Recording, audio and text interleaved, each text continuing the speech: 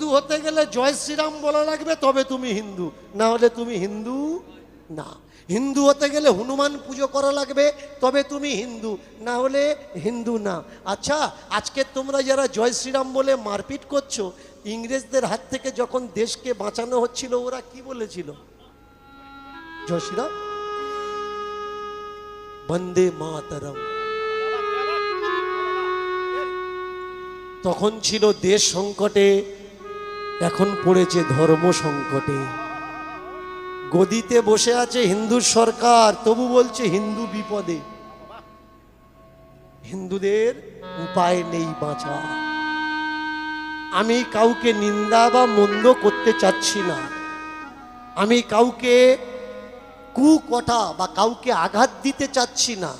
আমি শুধু বলতে চাচ্ছি, যে কারণে দাঙ্গা হয় সেই কারণগুলো আসুন না আমরা সবাই ভুলে যাই।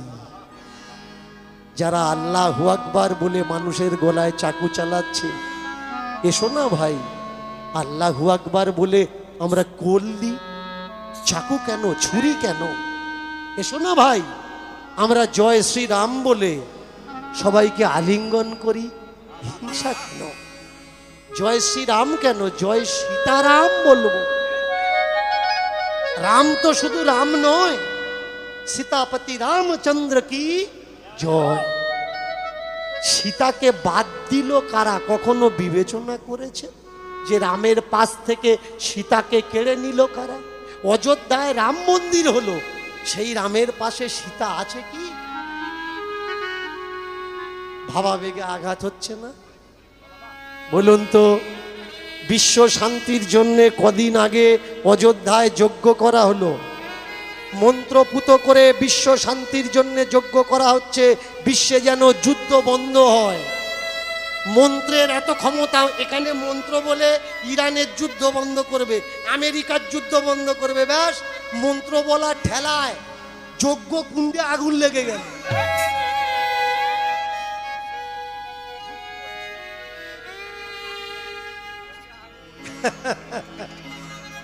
যজ্ঞ কুণ্ডে আগুন লেগে গেছে। তাহলে মন্ত্র বলে আগুন না নিভিয়ে তোরা দমকল ডাকলি কেন? তোরা তো মন্ত্র পার্টি, মন্ত্র বল, দমকল ডাকছিস কেন? দেখেছেন, মিথ্যা আশা আপনাকে দিতে গিয়ে, মন্ত্রর ক্ষমতা দেখাতে গিয়ে যখন আগুন লেগেছে, মন্ত্র না বলে দমকলকে ডাকছে, বিজ্ঞানের সাহায্য নেওয়া লাগছে। আর এই একবিংশ শতাব্দীতে দাঁড়িয়ে যেখানে বিজ্ঞান মানুষকে চাঁদে পৌঁছে দিয়েছে, আমার সমাজের মানুষ বস্তার ভিতরে হাত ঢুকিয়ে দিয়ে মালা টিপছে, স্বর্গে যাবে। সত্যি কি? আচ্ছা, এরকম বলবো না লীলা করব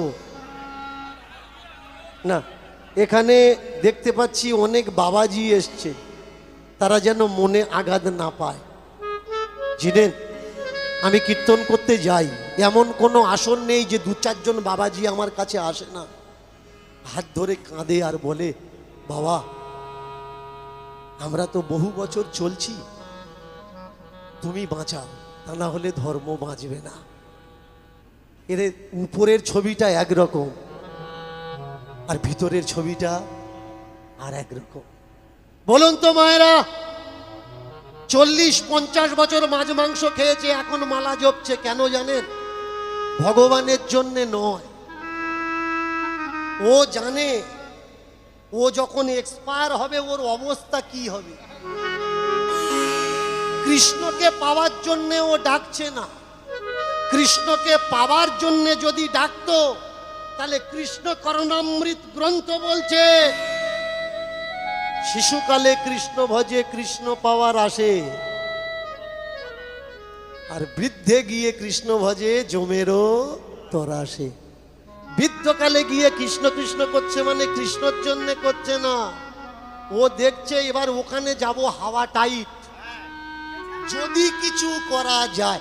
সত্যি কি মালা নিলে রেহাই আছে? সত্যি কি তিলক কাটলে রেহাই আছে?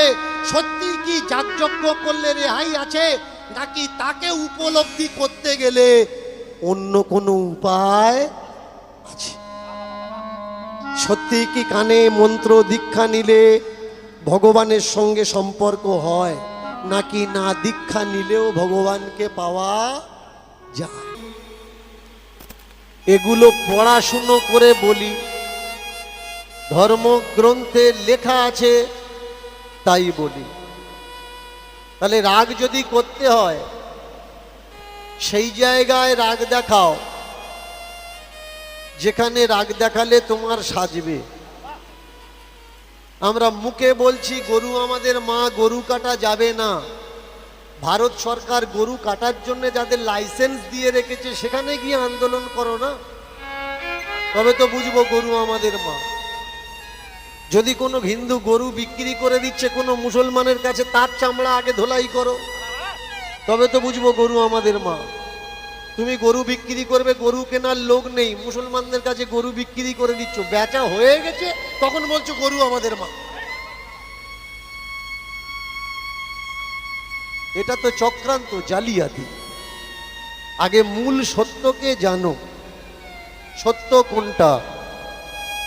সত্যি যদি আমার কথাগুলো খারাপ লেগে থাকে তাহলে যে বইটা পড়ে আমি কথাটা বলছি, আসুন সেই বইটা আমরা সকলে মিলে জ্বালিয়ে দিই।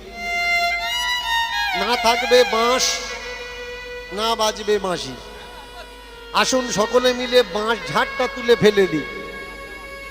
তাহলে কারোর বউ আর রাত 12টার সময় জল আনতে যাবে না। সকলার মূলে তো বাঁশ ঝাড়। বাঁশ ঝাড় আছে বলেই সমাজে বাঁশ যাচ্ছে। বাঁশ ঝাড় তুলে দেওয়ার দরকার। আমার কথাগুলো মন দিয়ে শুনবেন। আমাকে অনেকে বলে আমি ব্রাহ্মণ বৈষ্ণবদের নিন্দা করি, আমি ধর্মকে অপমানিত করি, আমি দেবদেবীদের নিন্দা করি। ভালো করে মন দিয়ে শুনবেন।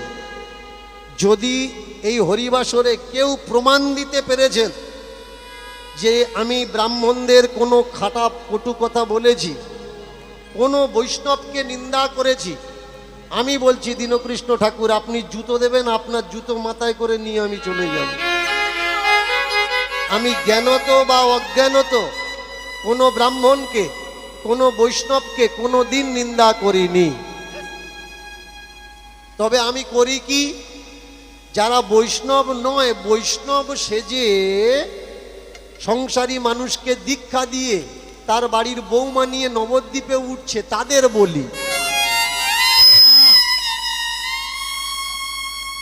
এবার সেই পার্টিতে রাগ হবে, তাদের রাগ হবে, পড়লো কথা সবার মাঝে, যার কথা তার গায়ে তিলক আর চৈতন্য আছে, দেখবে আমাকে সহ্য করতে পারছে না, তার মানে বুঝে নিতে হবে ও চেলুনি, ও চেলুনি, ওর 1000টার ফুটো আছে, তার জন্য ও আমাকে সহ্য করতে পারছে না। আগে বুঝতে হবে সত্য কোন। এই বক্সটা এইদিকে ঘোরাতো।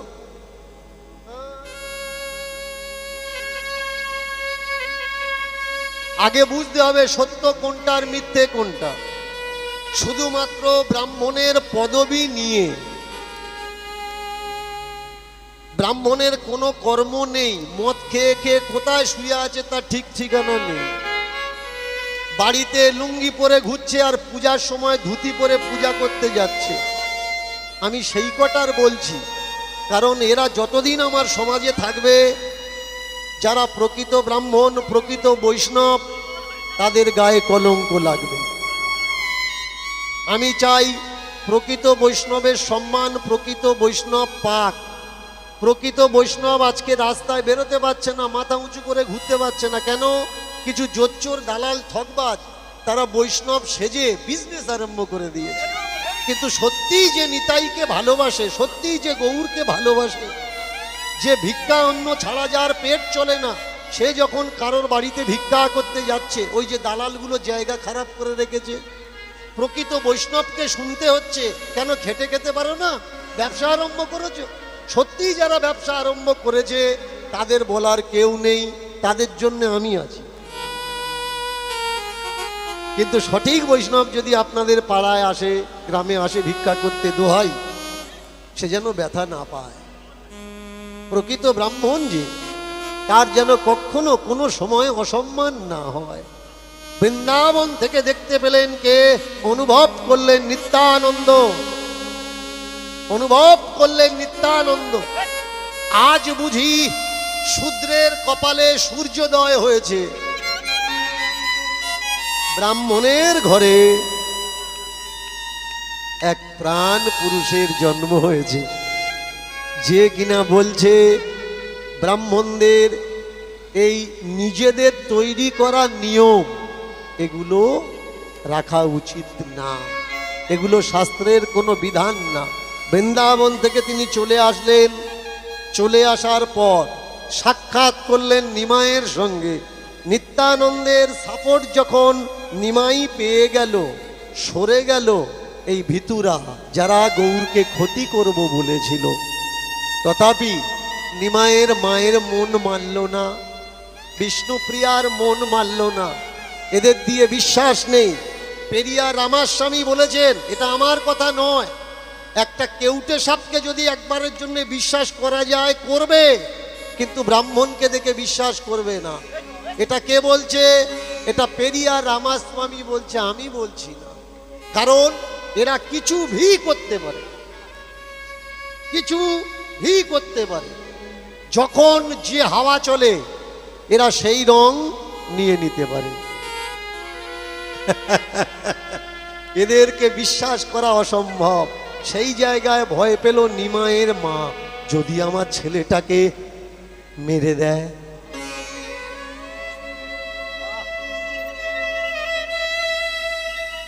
নিমাই,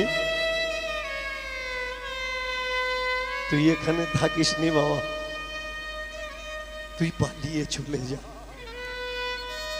আমি তোর মা বলছি বাবা, পালিয়ে চলে যা, তোকে মেরে দেবে বাবা, তোকে মেরে দেবে। গঙ্গার ঘাটে জল আনতে গেলাম, কানাকানি হচ্ছে শুনতে পেলাম, পালিয়ে যা বাবা, পালিয়ে। কারা গোমা, কারা আমায় মারবে? যারা তোকে এক ঘুরে করে দিয়েছিল, যারা তোকে সহ্য করতে পারে না।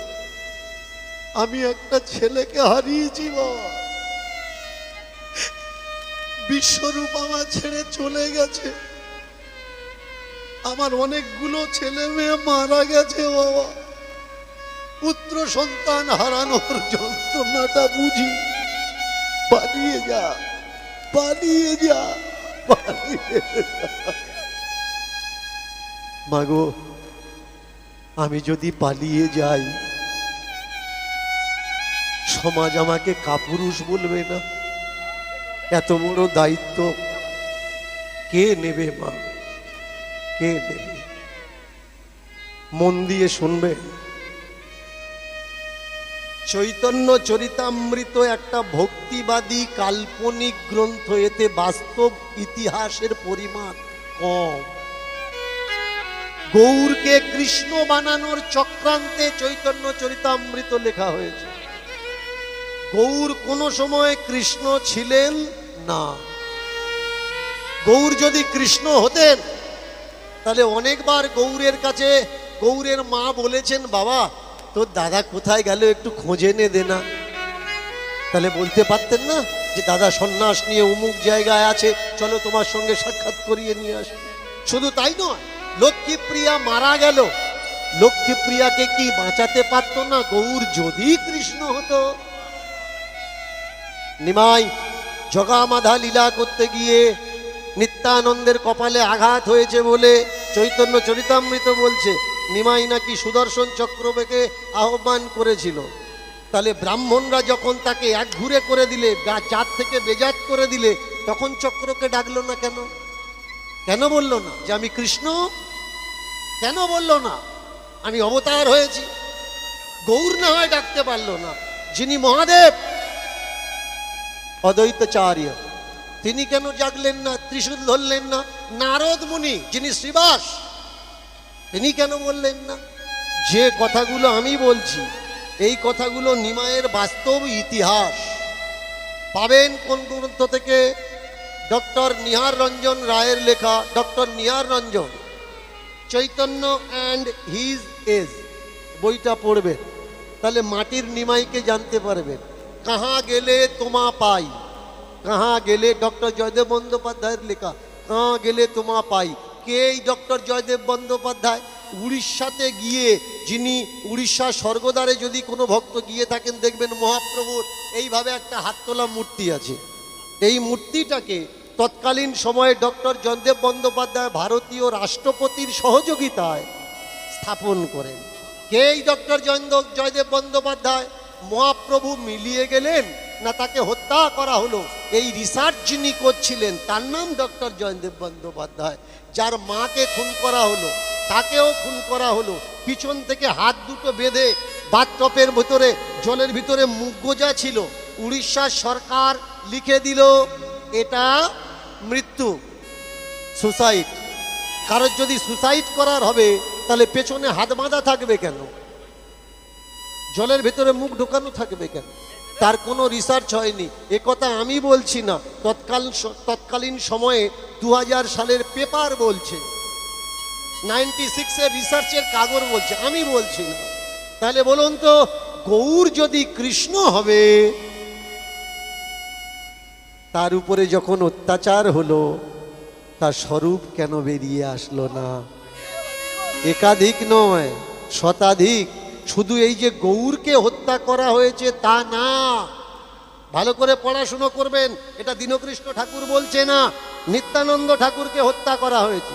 হত্যা করা হয়েছে বলভদ্রকে, হত্যা করা হয়েছে বলভদ্রকে, হত্যা করা হয়েছে গৌরের ছায়া সঙ্গী যার নাম গদাধর পণ্ডিত। গৌর প্রেমীরা ধারণা করেন, আস্তে আস্তে,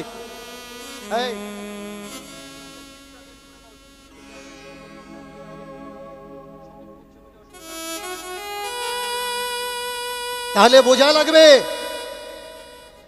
একটা হত্যা হয়নি।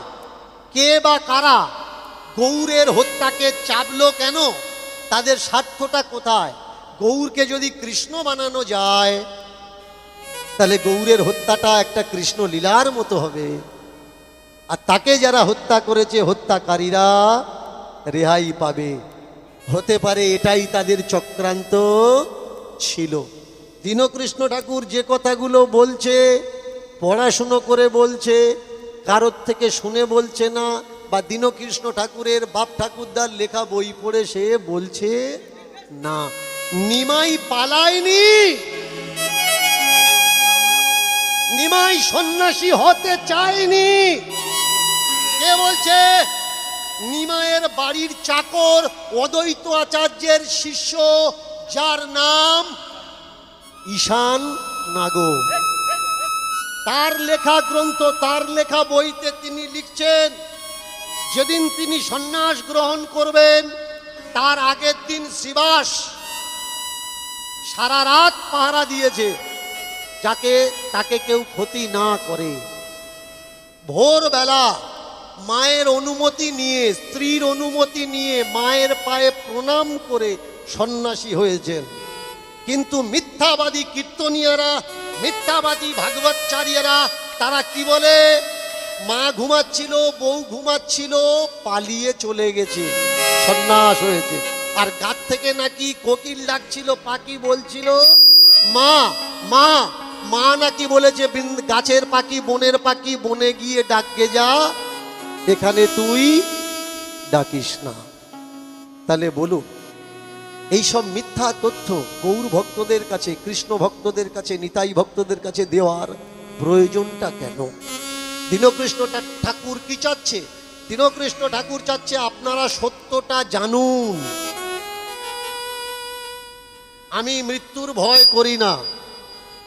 মৃত্যুর ভয় যদি আমি করতাম, আপনাদের বাড়িতে এসে, আপনাদের উঠোনে দাঁড়িয়ে, গ্রামে গ্রামে গিয়ে চিৎকার করে শাস্ত্র এবং পুরাণ আদি গ্রন্থের সত্যগুলো আপনাদের কাছে বলতাম না। আমার উদ্দেশ্য সনাতন ধর্মকে নষ্ট করা নয়, নষ্ট হয়ে যাওয়া সনাতন ধর্মকে বাঁচানো। সনাতন ধর্ম নেই, পুরোপুরি নষ্ট হয়ে গেছে। আমার উদ্দেশ্য কি? আমার উদ্দেশ্য সেই সনাতনকে আবার বাঁচানো, আবার মেরুদণ্ডের হিড়কে সোজা করে দাঁড় করানো, আবার ভারত বিশ্বগুরু হবে এমন জায়গাটা তৈরি করা, মানুষকে বোঝানো। আজকের মানুষ এমন ভাবে ভেসে যাচ্ছে, গলায় মালা। আমাকে অনেকে বলে, আপনার গলায় তুলসীর মালা নেই, আপনি কীর্তন করছেন কেন? এরকম কোনো জায়গায় লেখা আছে যে তুলসীর মালা থাকতে হবে তবে কীর্তন করবেন, না হলে কীর্তন করতে পারবেন না? মানুষের কাছে ভুলভাল তথ্য তুলে দিচ্ছে। বলে জানেন, বৈষ্ণবে কীর্তন করে, বিষ্ণু গুণগান করে, বৈষ্ণব ছাড়া করতে পারবে না। আর তুলসীর মালা না থাকলে সে বৈষ্ণব নয়। শুনে রাখুন, বৈষ্ণবের মালা তুলসীর মালা নয়। বৈষ্ণবের প্রকৃত মালা আমলকির মালা, আমলকি, তুলসীর মালা নয়। বলা আছে, কোন বৈষ্ণব যদি আমলকির মালা না পরে তুলসীর মালা পরে, তথাপি সে আমলকির মালা ত্যাগ করতে পারবে না। এটা মালা তত্ত্ব বলছে, আমি বলছি না। একটা বৈষ্ণব দেখাতে পারবেন যে আমলকির মালা পরে? দেখাতে পারবেন না। আমাকে বলে, আপনি রুদ্রাক্ষের মালা পরেন কেন? রুদ্রাক্ষের মালা পরে কি কীর্তন করা যায়? ভালো করে মন দিয়ে শুনবেন। এই রুদ্রাক্ষটা কি? অপ্সরা ঘৃতাচি। অপ্সরা ঘৃতাচি যখন স্বর্গ নির্মাণ হচ্ছিল, নির্মাণ করছিল কে? নির্মাণ করছিলেন বিশ্বকর্মা। এই বিশ্বকর্মার মনোতুষ্টির জন্যে অপ্সরা ঘৃতাচিকে পাঠিয়ে দেওয়া হয় তার মনোলোভানোর জন্যে। কিন্তু বিশ্বকর্মা তার প্রেমে পড়ে যায়। বিশ্বকর্মার ঘৃতাজির সুন্দর একটা পুত্র উৎপাদন হয়, তার জন্ম হয়। তার নাম কি? তার নাম রুদ্রাক্ষ। আর এ লীলা দর্শন করছিলেন কে? কৈলাসে বসে ভোলেনাথ শিবশঙ্কর। রুদ্রাক্ষ জন্মানোর পরে নিস্তেজ হয়ে গেছিল। প্রার্থনা করলেন ঘৃতাজি শিবকে, তুমি তো মৃত্যুর দেবতা, আমার পুত্রকে জীবন দাও। এই কথায় রুদ্র আঁখ খুললেন, চোখ তাকালেন, আর চোখ থেকে জল বেরোলো। সেই জলের শক্তি রুদ্রের শরীরের উপরে পড়লো। পড়ার পরে রুদ্র জীবন ফিরে এলো শিবের চোখের জলের ধারাতে। যার জন্ম তার নাম রুদ্রাক্ষ। ভালো করে শুনবেন, কে এই রুদ্রাক্ষ? সব থেকে বড় বিষ্ণু ভক্ত কে জানেন? সব থেকে বড় কৃষ্ণ ভক্ত কে জানেন? যদি কোনো বৈষ্ণব থেকে থাকে, ভাই, দাদা, বন্ধু, কাকা, মাসি, মেশো জিজ্ঞেস করবেন, এই অনন্ত কোটি বিশ্ব ব্রহ্মাণ্ডে সব থেকে বড় বৈষ্ণব কে? সে বলবে, কেন? ভগবান শিবশঙ্কর। আচ্ছা, ভগবান শিবশঙ্কর যদি অনন্ত কোটি বিশ্ব ব্রহ্মাণ্ডের ভিতরে সব থেকে বড় বৈষ্ণব হয়, তার গলায় কিসের মালা? তুলসীর মালা না রুদ্রাক্ষের মালা? তাহলে পরম বৈষ্ণব যদি রুদ্রাক্ষের মালা নিয়ে বৈষ্ণব হতে পারে, কৃষ্ণ নাম করতে পারে, দীনকৃষ্ণ ঠাকুর কেন পারবে না? কেন তোমাদের গায়ে জ্বালা ধরছে? জ্বালা ধরার কারণটা কি? আমি ওদের দলের নাম লেখাইনি তাই। আমি যদি মালা নিতাম তাহলে ওরা বুঝতে পারতো ইয়ে আমাদের পার্টির লোক। গরু যদি আমাদের মা হয়, যে আমাদের জন্ম দিয়েছে, আমরা তাকে রেখেছি একটা ঘরে, একটা খাটে, একটা বিছানায়। আর গরু যদি আমাদের মা হয়, গরুকে গলায় দড়ি দিয়ে আমরা বেঁধে রেখেছি গোয়াল ঘরে। আপনি পারবেন আপনার মার গলায় দড়ি দিয়ে গোয়াল ঘরে বেঁধে রাখতে? পারবেন না। মাকে মা বলছেন, কিন্তু কর্তব্যের সময় গলায় দড়ি বেঁধে তাকে গোয়াল ঘরে রেখে দিচ্ছেন। বলুন, গরুকে কারা অপমান করছে? মুসলমানরা নাকি হিন্দুরা? গরু যদি মা হয়, বলুন তো গরুর ছেলে মানে বাছুরটা কে হবে? ছোট ভাই হবে। মার পেটে যে হয় সে তো ভাই হয়। এবার বলুন, গরুর বাছুর হলে, বাছুরটা যদি আমার ছোট ভাই হলো, 21 দিন পরে গিয়ে প্রথম দোয়াটা কতদিন দেন? কতদিন পরে দেন? 21 দিন না? তাহলে আপনার মা যদি আপনার ছোট ভাইকে জন্ম দিত, 21 দিন পরে আপনার ছোট ভাইয়ের গলায় দড়ি দিয়ে পাশে বেঁধে রেখে আপনার মায়ের জননীর গর্ভধারিণীর দুধ দুয়ে বিক্রি করতে পারতেন? আমাকে বলবেন না যে আমি হিন্দু ধর্মের অপমান করছি। আমি প্রশ্ন করছি, আমি জানি না, আমি অবোধ শিশু, আপনাদের কাছে জানতে চাচ্ছি কোনটা করা উচিত আর কোনটা করা উচিত নয়। বলুন তো, গরু যদি আমাদের মা হবে, অনেকে বলে গরু দুধ দেয়, গরু দুধ দেয়। ভালো করে শুনুন, গরু কখনো দুধ দেয় না। বাছুরকে বেঁধে, গরুকে বেঁধে আমরা দুধ বের করে নিই। গরু আমাদের দুধ দেয় না, অচেরায় পড়ে দুধ বের করতে বাধ্য করাই। আর যদি দুধ না দেয়, লাথি মারে আমরা কি করি? সামনের পা বাঁধি, পিছনের পা বাঁধি। বলুন, যাকে মা বলে ডাকছেন, এই ব্যবহারটা যার সঙ্গে দিচ্ছেন, সত্যি কি ঠিক ব্যবহার দিচ্ছেন? এবার বলুন তো, যাকে মা বললেন, এটা আমার মা, চলে যাবেন ইউপির দিকে, বিহারের দিকে। কি সরকার বন্ধ করে দিয়েছে গরু কেনা বেচা। কোটি কোটি, লাখো লাখো, সাইকড়ো গরু রাস্তায় ঘুরছে, আর ওর খেতে ঢুকছে। ক্ষেতের মালিকরা চতুর্দিকে ইলেকট্রিকের তার ঘুরিয়ে দিয়ে রেখেছে, কারেন্টের তার, ঝটকা লাগবে আর গরুগুলো চলে আসবে। গরু যদি মা হবে, তাদের রাখার ব্যবস্থা না করে রাস্তায় যারা ছেড়ে দেয়, কেন? গরু দুধ দিচ্ছে না, বিক্রি করা যাবে না, রাস্তায় ছেড়ে দিতে হবে। বলুন তো, আপনার মা যেদিন সংসারে কোনো কাজে লাগবে না, আপনি পারবেন তাকে রাস্তায় ছেড়ে দিতে? এদিকে মা বলছে, আর কর্তব্যে কি করছে আগে জানতে হবে ভাই, ঠিক কোনটা ভুল কোনটা। ছোট্ট ছেলেটা বসে বসে চিন্তা করছে, আমার কপালের দুঃখ আমি দূর করার জন্য এসেছিলাম, এ তো দেখছি আমার থেকে বেশি দুঃখ ভগবান। রাজার ছেলে তারপরে গরু চড়াচ্ছে, শুধু গরু চড়াচ্ছে না, খালি পায়ে চড়াচ্ছে। মহারাজ বলতে পারেন কোথায় গেলে ওই ছেলেটার সাক্ষাৎ পাবো? বলে চলে যাও বৃন্দাবন ধাম। বৃন্দাবন বলে এটা ব্রজগাঁও, এই ব্রজগাঁয়ের সামনেই তো বৃন্দাবন, গেলে পাবে। বললে কোথায়, কিভাবে পাবো? বললে যাকে জিজ্ঞাসা করবে তাকে সে দেখিয়ে দেবে। আচ্ছা বন্ধুরা, তোরা শোন, আমি আর যাব না, কারোর গরু চড়াবো না। আমার কপালে কষ্ট থাকে থাক, ওই যে সৃষ্টিপতি, ওই যে ভগবান, ওই যে জগৎপতি, আমি ওর কপালের দুঃখ দূর করব, ওর কাছে যাব।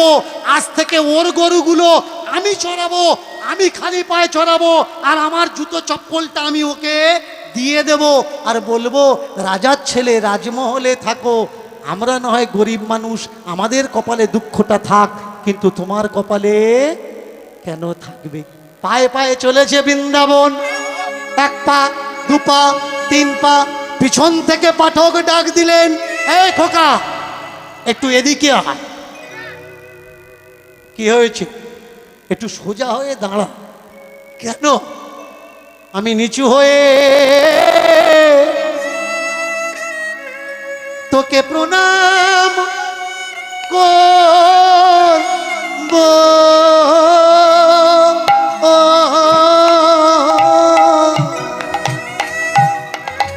আমি নিচু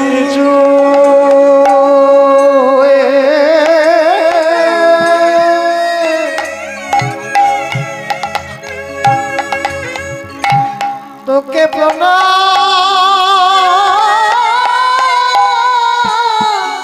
করব,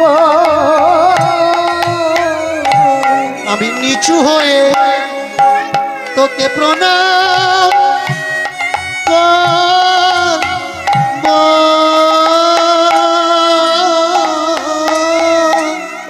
আমি নিচু হয়ে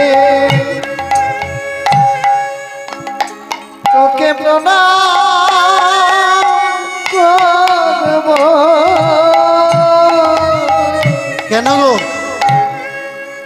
আমার পায়ে প্রণাম করবে কেন?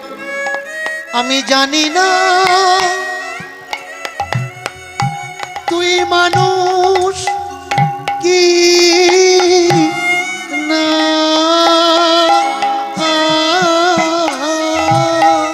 আমি নিচু হয়ে তোকে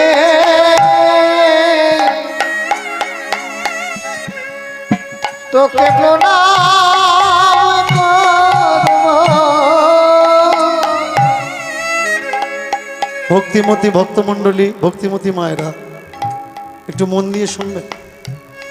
আজকের পাঠক ছোট্ট বাচ্চাটাকে ডেকে প্রণাম করতে চাচ্ছে কেন? তত্ত্বদর্শী বলে উঠলেন, আমরা ভগবানের কথা বলি, ভগবানের কথা শুনি, ভগবানের দরজায় গিয়ে আমাদের দুঃখের কথা আমরা জানাই, কিন্তু আমরা ভগবানের দুঃখকে জানার জন্য কেউ কখনো চেষ্টা করি না। এই ছোট্ট ছেলেটা যখন শুনেছে রাজার ছেলে গরু চড়ায়, খালি পায়ে চড়ায়, শুনেছে পাঠ শুনলে নাকি দুঃখ দূর হয়, ছেলেটা ভাবছে ভগবান আমার থেকে তো বেশি দুঃখী তুমি, তোমার কথা শুনে দুঃখ দূর করতে এলাম, আর তোমার দুঃখ শুনে আমার দুঃখ আমি ভুলে গেলাম। আমার যত দুঃখ হোক, যত কষ্ট হোক, আমি যাব তোমার কাছে, তোমার দুঃখ দূর করো। পায়ে পায়ে পায়ে পায়ে চলেছেন বৃন্দাবনের দিকে। ডাক দিলে, শোনো শোনো শোনো আজ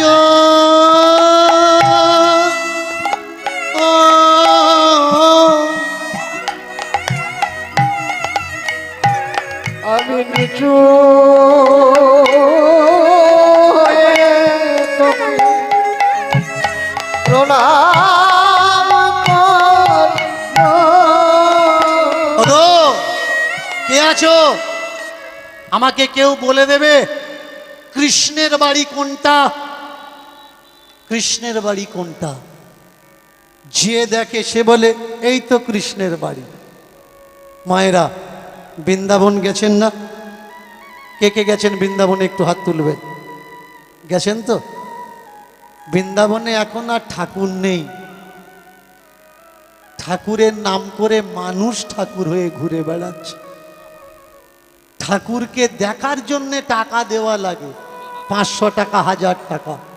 গরিবদের লাইন আলাদা, সারাদিন লাইন ধরে দাঁড়িয়ে থাকতে হবে।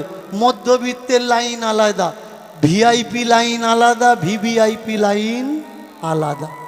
যে যত টাকা দেবে ভগবান তাড়াতাড়ি তার দর্শন দেবে। এটা যে শুধু বৃন্দাবনে হচ্ছে তা নয়, সব জায়গায় একই সিস্টেম হয়ে গেছে। শুধু যে তীর্থে হচ্ছে তা নয়, এমএলএ এমপি থেকে এমন অনেক গ্রামের প্রধান আছে, গরিব মানুষ গেলে উঠতে চায় না, বাবু ঘুমুচ্ছে 10টায় উঠবে। কিন্তু যদি টাকা পয়সাওয়ালা লোক যায় আর শুনেছে এসেছে, তিড়িং করে লাং মেরে উঠবে, বসতে বলে এক্ষুনি আসছে। ভগবানও বর্তমান নেতাদের মতো পরিস্থিতি হয়ে গেছে। তবে সব ভগবান যেমন লাইন দেওয়া লাগে না, সব নেতার বাড়িতেও লাইন দেওয়া লাগে না। পৃথিবীতে এমন নেতাও আছে তার কাছে যাওয়া লাগে না, কানে শুনলে বিপদ, পায়ে হেঁটে তোমার কাছে চলে আস। পৃথিবীতে এমন ভগবানও আছে যে ভগবানকে লাইন দিয়ে নয়, ভগবান মন্দির খালি করে রেখেছে, আমাকে দেখবি আর। কোনো তালা, কোনো লকার কিচ্ছু নেই।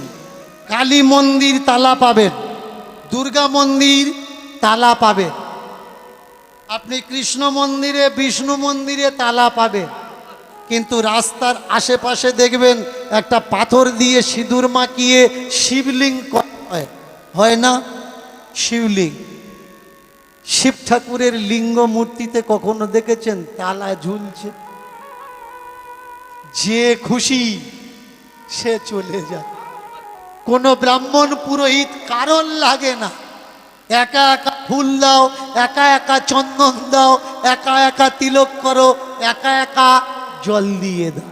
ওপারে যেতে পারছো না ভিড়, এপারে একটা পাথর তুলে নাও, তার মাথায় জল দাও। কৃষ্ণ মন্দিরে যাওয়া লাগবে, তবে কৃষ্ণ তুষ্ট হবে। হরি মন্দিরে যাওয়া লাগবে, তবে হরি তুষ্ট হবে। কালী মন্দিরে যাওয়া লাগবে, তবে কালী তুষ্ট হবে। কিন্তু শিবের বেলায় যে কোনো পাথরকে তুমি শিব